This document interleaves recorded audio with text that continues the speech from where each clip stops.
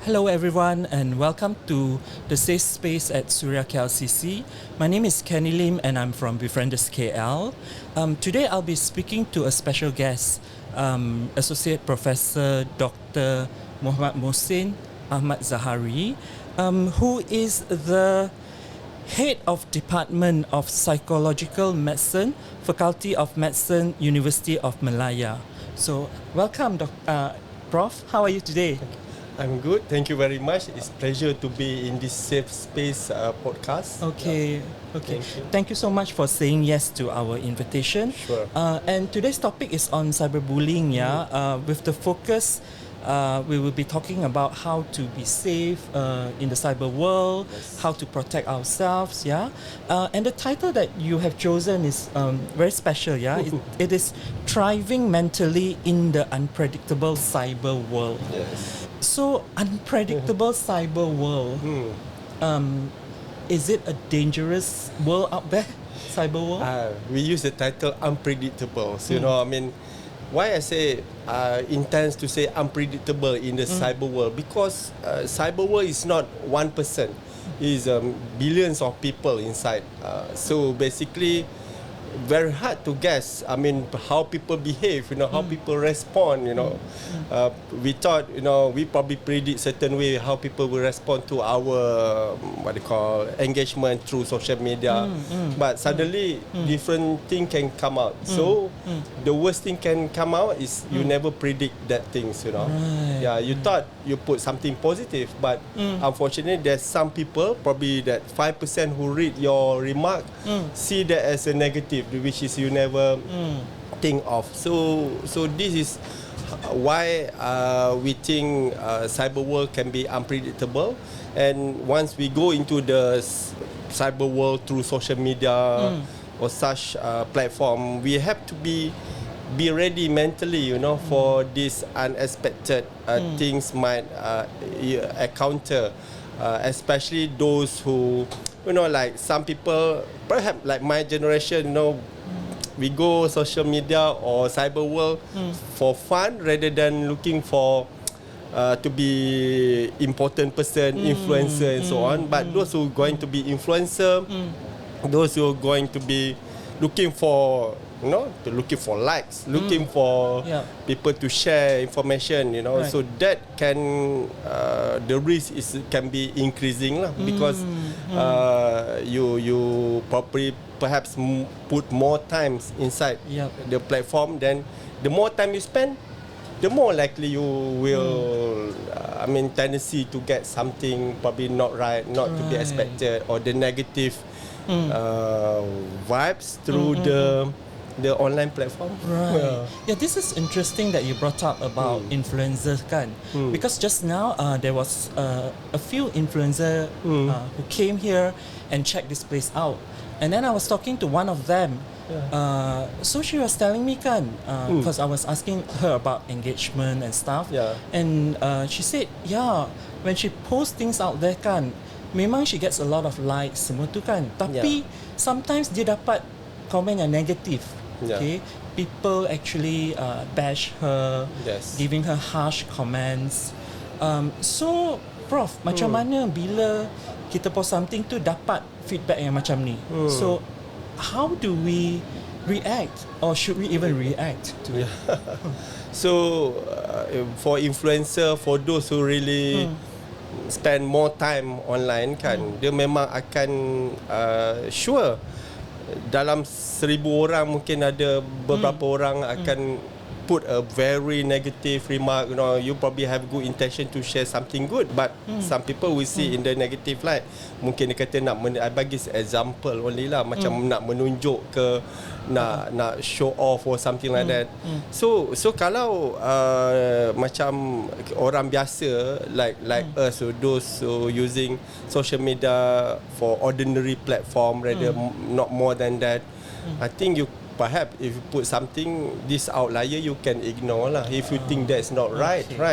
But ignoring also not difficult. It also can be difficult because the remark that you might receive can fall into category cyberbullying, which were actually insulting, people were trolling, all this, put negativity into your what they call social media. So that can be hurtful. If you cross to that territory, I think that's really important to work it out. We don't want like event that happened in the past, for example, end up suicidal thought, all this, or the action of committed suicide, subsequently. So you need to talk, because harassment can happen online, and that's why one of the character, if you want to be influencer, for example, you must be somebody open. Openness very important. If you are personality wise very reserved, then you don't like to receive people remark, you're not ready to receive negative remark. I think this type of personality probably make you more prone to feel hurt, to be affected by social media. So if you go to that extreme, affecting your life already, you think life is very difficult, miserable, you feel, you trapped into the difficult time that you cannot escape. I think this is very important, and talking to someone in person, not online. So responding to somebody in person, that will be better, because if you reply back to that person, it can be provocative in nature. That's I can foresee, and probably that's not healthy, because at the end of the day, when you do online remark or anything like that, you don't know actually the facial expression, the physical appearance, presentation of when you discuss. Negotiation probably very lacking, because negotiation sometimes when we see face to face is better rather than through online. So when it's so hurtful or you been affected, you really need to talk to someone physically that you're close to, and sometimes this give idea what's next to do, for example, right? Of course, at the worst, if that constitute very serious like cyberbullies, something like that, you feel your safety being threatened, I think you need to lodge a proper report on that incident. Okay. Yeah, I think when you communicate online, memang you lose all those body language, facial expression, exactly. right? Yeah, very true. And sometimes you may understood wrongly, misinterpreted the thing, because you don't know the facial expression. Thank you can be generally we accept. When somebody put there, thank you, TQVM, thank you very much. I think 90% of people will think this is good, but probably another 10%. This person probably not sincere. This person probably sarcastically put that thank you to everyone. So there always been. I think this is a different world we are facing, online cyber world nowadays. It's a changing world, but it's also something that we cannot run away from. Social media. Yes, of course. We cannot avoid. We have to live. We have to learn to live with the what they call digital world or something like that, the cyber world. Right. At the end of the day, my opinion still overall, that's good. That's good about that. However, unfortunately, like in medicine, even you eat too much also not good, right? Or too extreme, you need glucose to survive, right? To live, sugar, but too much sugar also not good, right? So similarly, I think in the context of applying like social media, if you use properly, you use considerately with some ethics or etiquette according to the usage, not put remark that can create controversial or remark that might hurt someone else, or remarks that can affect somebody else. So before you put something, you should think many times. Because once you put there, you will invite for response. That's one thing. Secondly, you might be affected subsequently. Another thing might happen. But it could be factually also affecting another person, Correct. So but we need, somebody impulsive, you know, just put remark and just send, share, you know, that probably not helpful, you know. Well, beyond that, even we talking about what statement, what opinions, fact, even we have to check whether this is correct, right, you know, rather than, you know, create unnecessary anger, you know. You know, social media nowadays even can pull the community towards anger, you know, like the whole media, conventional media even talk about what things viral in the online. So it's drag the whole nation, you know, put so much energy to something. I'm not too sure. I feel like probably unnecessary, you know. Sometimes we see people talk about what they call marital issue, you know, very family matters, you know, related, you know, highlight to the public interface to the whole world. It might affect the child, the children. It might affect the family, you know, indirectly. So you know, it is sometimes we have to know where we can share publicly. Some information is should reserve privately for us. Right. You cannot be too open lah, Have to know the boundaries. Right. Boundaries is important. And what I hear you say is that when you put something out there, you want to be careful because you don't want to be a victim. Yeah. But also at the same time, you don't want to be the person who is bullying another person. Very true. Yeah. Right. So the question is, how do we stay safe? And it's by thinking before we post. Yeah. I think that's the important step. You know, be sensitive. You know, try to understand other people thinking and emotions. You know. Perhaps what we put there, not to like, you know, this is we share the whole world, but we want to target one person. We're not happy with this group of people, right? So that probably not a good platform, you know, because it might give a what they call it, affecting the relationship between these two people, you know. Even though you probably say, oh, there's nothing, that's not important remark, but those who receive that probably see differently, you know. And when we use online, boundaries is important. The way we put remark and so on.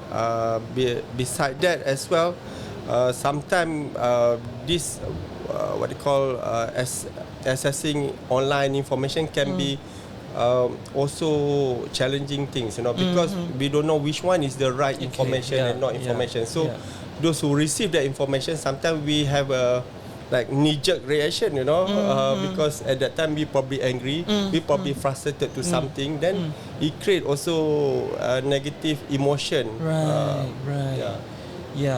So that's why it is very important for us to be kind online, right? Very true. But how do we send this message across to the public that it's important to be kind online, to think before you post? To what they call, to create a good culture, I have to say, for cyber world netizen we call it, right? So I think this should begin from even small, you know, when you are children, you know, in school. Of course, when talking about children, we cannot avoid, you know, parents become a good role model. There's a keyword there, you know, parent in any aspect of behavior, including online. I think parents are role model, or parenting very important, because let's say, you know, when the parents, for example, you know, sometimes we need a social time physically for my children, the family. But if the parent also like override this, you know, when they are together, the parent also do their work, you know, online, I don't think the children I mean will learn something good, because when they are growing up, they will take this as a normal. Dia nampak parents dia pun buat kerja masa ni, dia duduk selama 10 tahun, bila makan je parent buat kerja masa makan kan. Ataupun kadang-kadang kita lihat we distributed our gadget to our children kan masa makan kan, ataupun bila ada tantrum kita tenangkan dia dengan gadget juga. So I don't think that's a healthy way, you know, because kalau kita tak address ini, dia akan thrive a negative attitude toward using cyber world lah as a whole. That's one. Secondly, education from young age, you know, they should be educated on how to use this in the good way. So I think looking at the whole way we have now, you know, people go to school kan, yang muda-muda, so di sekolah pun I think mungkin curriculum pun mungkin kena ada. Dulu mungkin kita tak nampak curriculum macam mana nak menggunakan ini. Kita mungkin ada apa, civic kelas, subjek civic lah, moral semua tu kan. Mungkin elemen ini kena dimasukkan juga daripada very young. Dan kalau dilihat efek dari those who very young people who use online, sekarang ni banyak cakap pasal dia boleh mengganggu mata semua. Itu physical health also. Bila mata rosak sebab banyak sangat terdedah with the what they call gadget and so on, you know, blue wave ni dia boleh effect mata kita. In fact blue wave boleh ganggu tidur kita lagi. Kalau kanak-kanak ni tidur pun tak cukup, banyak habis masa dengan gadget. I think this is also can affect their cognition, their development, you know, character development very important. Development can be physical probably not much, but character, you know, personality. Nanti dia jumpa orang, dia mungkin tak boleh nak negotiation, komunikasi. Bila tak puas hati, bukan nak selesai cara negotiation baik, mungkin dengan cara ganas, cara yang bukan normal. Jadi kadang-kadang kita lihat insiden-insiden macam ni kan berlaku. So this is important. So this is from young age. Then for adolescent, for example, right, parents need to know what their children go online for, you know. So in the bigger perspective, nowadays parents even have to be friend to your children, you know. Not like those days parent always right, and we use the word paternalistic. So kena ikut. Kalau tak ikut, to make matter worse, guna corporal punishment, pukul ke apa kan. So these days generation is different. Gen Z, the latest generation, kalau that the approach we going to use, I think probably not healthy. And when they afraid to talk to their parents, you know, scared of punishment, negative remarks, takut nanti tak validated, parent kata oh tak betul lah ini semua ni lah, kamu yang silap. Then dia akan takut, dan siapa dia pergi? They will go to the sama ada online friend yang dia mungkin tak kenal, dia mungkin meet the wrong group of people as well. So these days, you know, parents have to be friend to their children as well. So this macam adolescent. Dan kalau peringkat yang dah masa university ataupun dah bekerja, I think that's also important, because sometimes we have to be careful what we do, what we share. As we mentioned earlier, not everything can be shared online, you know, and be mindful what we put in, because you know that might affect relationship. Dan kita ingat tak apa, we are too strong or something like that. Itu kadang-kadang personality pun ada problem juga lah. Orang yang ada macam too defensive, dia letak aja benda macam itu, sebenarnya dia mungkin ada sejarah gangguan jiwa juga. Contohnya dia ada abuse, ada PTSD, ada traumatic experience. Jadi kadang dia throw this thing, projection the anger. This is very psychological explanation. Throw the anger, then people give a negative feedback, again affecting you back, affecting you. So kita kena guna cara berhemah lah, menggunakan what they call kita panggil kadang-kadang digital literacy lah, macam mana kita menggunakan dengan baik. Ada juga terminologi yang digunakan macam digital empathy. That's interesting.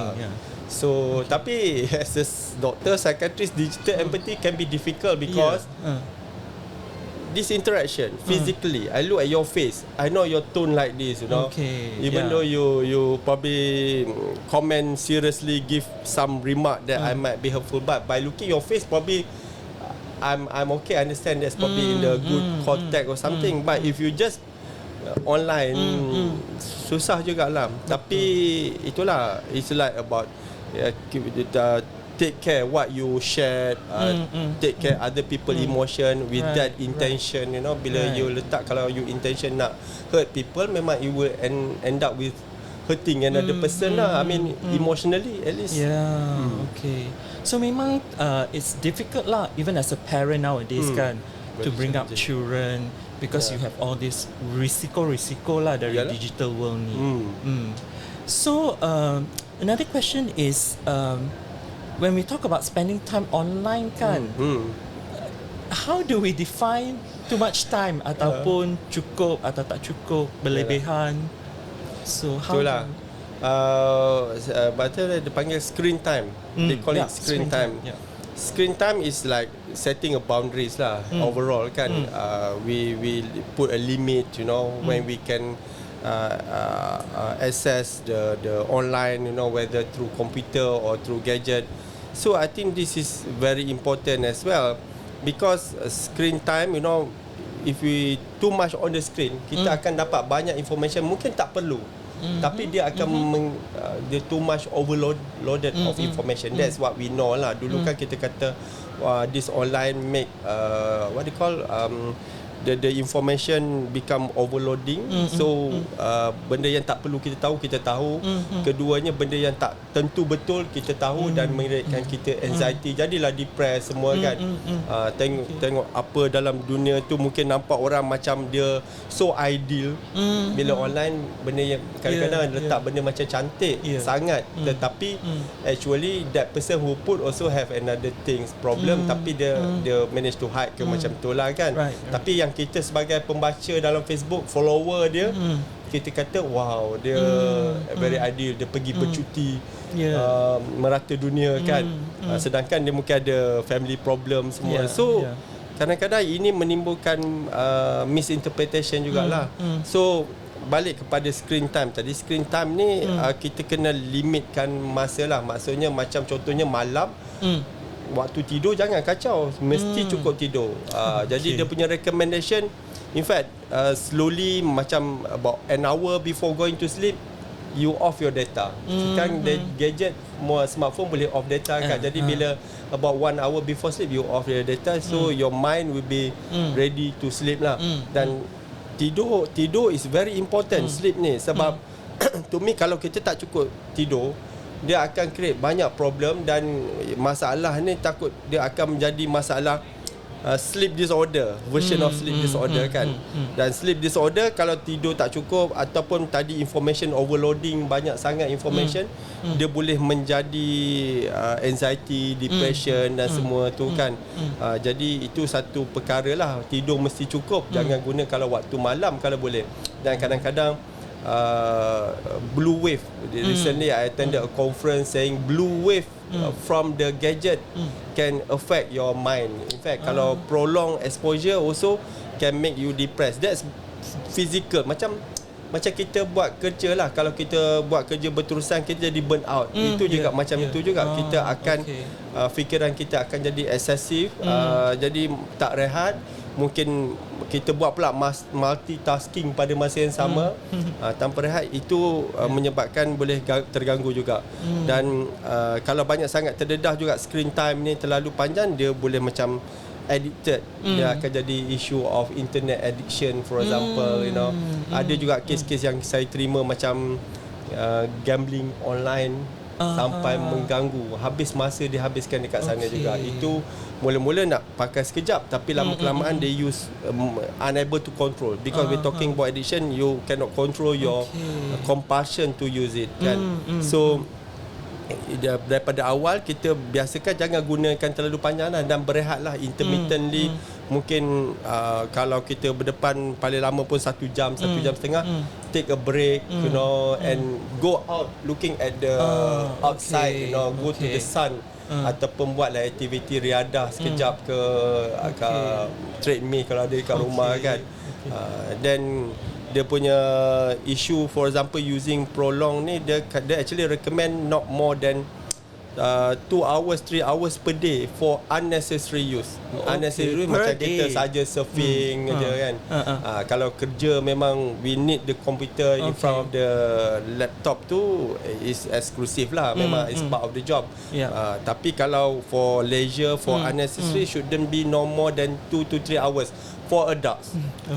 Kalau yang lagi kecil lagi lah sepatutnya macam before school age.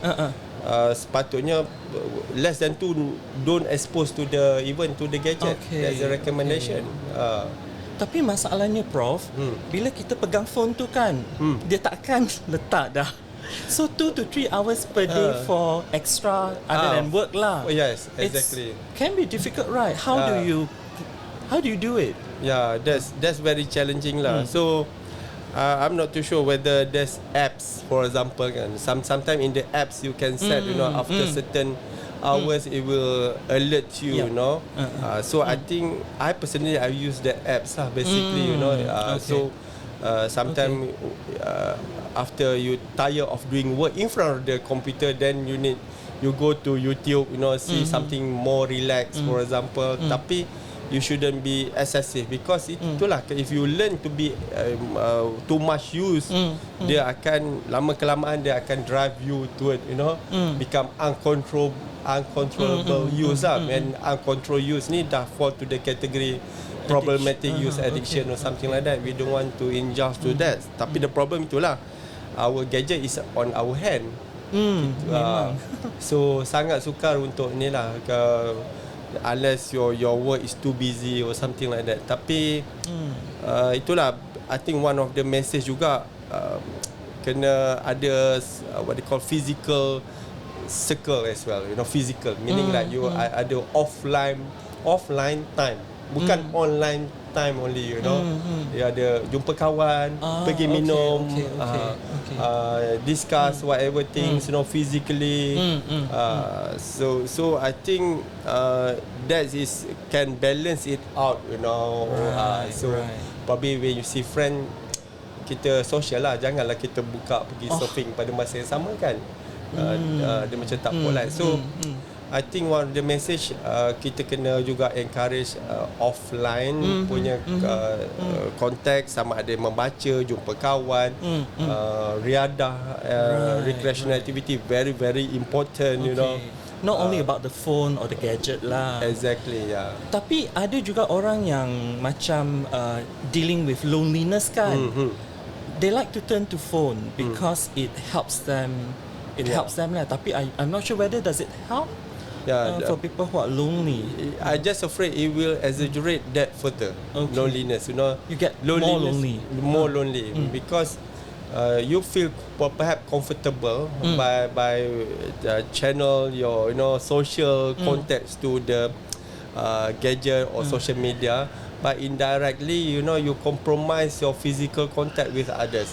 So the issue is sometimes the feeling of loneliness, which is very common nowadays, especially even go to geriatric or old age, they start having that issue, loneliness and tendency toward depression. So in the way that if you are too much divert to gadget or social media to address your loneliness, I believe that it will prolong that episode further, because you will reinforce yourself toward that. You probably stay up at middle of night, chatting and so on. But at the end of the day, those who you talk to is not a proper platform and so on. And to make matter worse, you probably receive some negative information, by spending longer online, then you deficit yourself from physical contact and sharing with your physical friend. So at the end of the day, it will exaggerate the loneliness and can make you more depressed and anxious, So I think the solution for depression or loneliness, we are human from the day one. We need people. We are social people, we are social animal. The word that we always put there. We need to have contact with other people rather than especially in the adversity like depression. Not the best way to rely only through the what they call social media or cyber world to solve that problem. Okay. So that social connection is really important. Yes. It's a protective factor lah. Yes, well, yeah. It is actually you need what they call when somebody depressed ataupun very suicidal, you need a support, emotional support, sokongan sosial.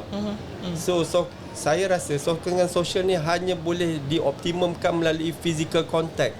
Sebab online macam saya kata tadi, kita tak akan tahu expression, kita tak akan nampak benda itu, elemen itu tak ada. Dia akan ada deficit. Dan juga saya pun meragui macam nak express empathy tadi.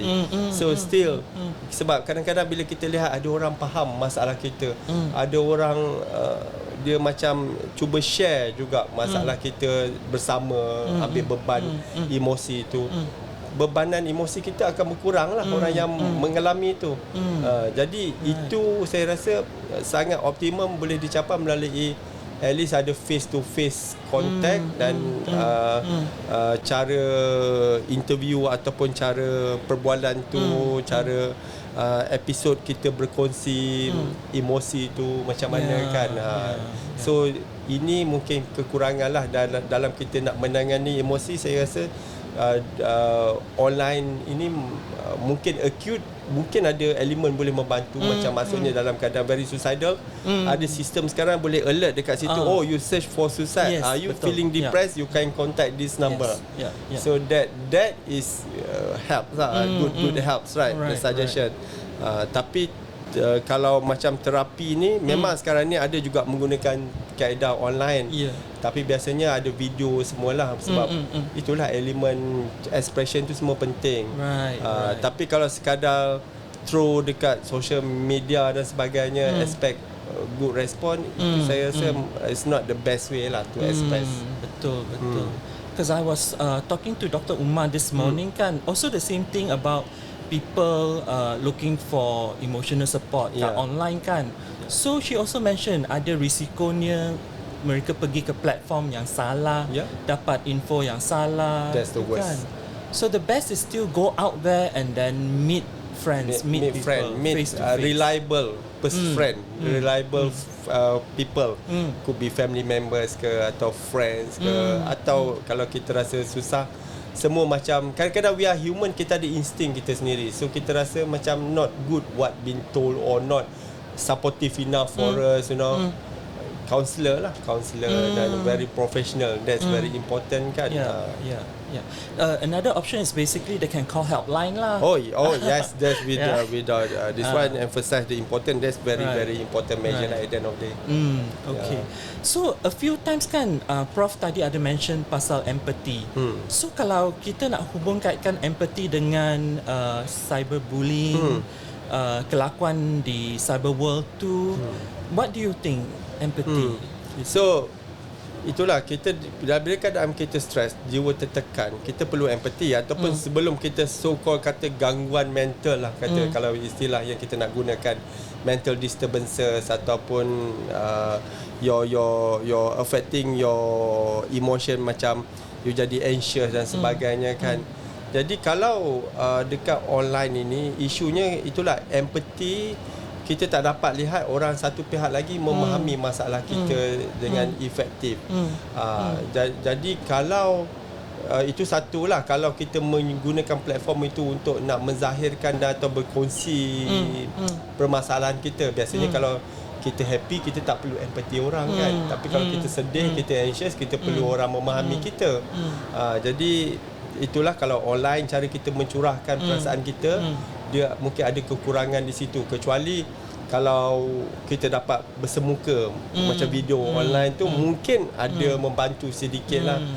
Keduanya, elemen empathy ni dalam online ni kadang-kadang itulah, kalau terlalu banyak sangat kita habiskan masa di cyber world kan, dah terlalu terdedah, everything's about online without physical context, and to make matter worse, this person memang most of the time spend times online, you know, and isolate themselves to the room or something like that. That one can make this person, especially if they in the growing age, macam kanak-kanak sekolah, remaja, dia membentuk personality, dia tak suka jumpa orang. Dia mungkin jumpa orang tak boleh memahami. So again, the result, they cannot learn this empathy lah, basically. So they are growing up without learning effectively about understanding other people emotion, whether physically or by language expression and so on.